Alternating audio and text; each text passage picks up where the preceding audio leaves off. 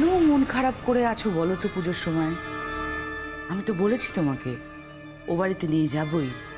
তোমার আমার কথা বিশ্বাস হয়নি বুঝি? আন্টি, ওই বাড়িতে গিয়ে কি লাভ বলো তো? সমুদ্র কঙ্কাবতী একে অপরকে চোখে ধারাচ্ছে, সেটাই আমাকে দেখতে হবে। আর এটা দেখলেই আমার মনে হবে তোমার ছেলে আমাকে ঠকিয়েছে। আমার আমার প্রচন্ড রাগ হবে আন্টি। তোমার জায়গায় আমি হলে তো প্রতিশোধ নিতাম, যেমন আমি সত্যিই নিয়েছি।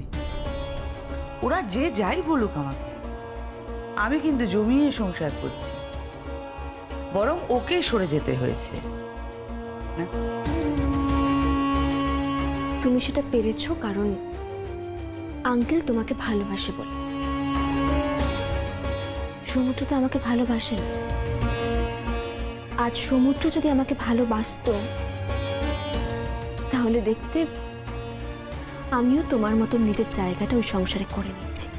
রানী, ভালোবাসা সবসময় পাওয়া যায় না, ওটা আদায় করে নিতে হয়। আর যারা সেই ভালোবাসার পথে বাধা হয়ে দাঁড়ায় তাদের সরিয়ে ফেলতে হয়। আমি তো ভেবেছিলাম তুমি পারবে। কোনটা? কেন আমি রাধারানীকে সরাতে পারিনি? ডিভোর্স হয়ে গেলেও ও আমারই বুকের উপর বসে আমারই দাঁড়িয়ে উপড়াচ্ছে। আমি তো ভেবেছিলাম তুমি পুপুল আর কাকনের জোরটা ভেঙে দেবে।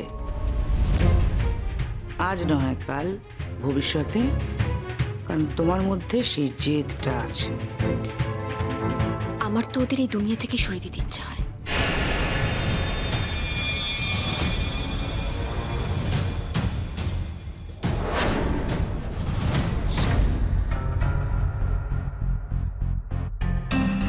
বাড়ি থেকে সরিয়ে দিলে আবার কোনো না কোনো উপায় ওরা বাড়িতে এসে ঢুকবে।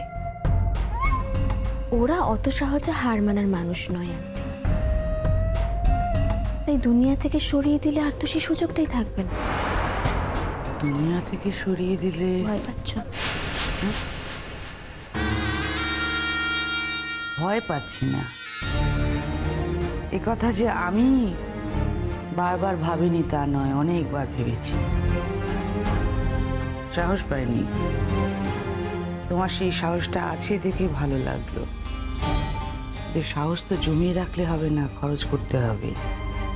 ওই কাকনকে একেবারে দূরে সরিয়ে না দিলে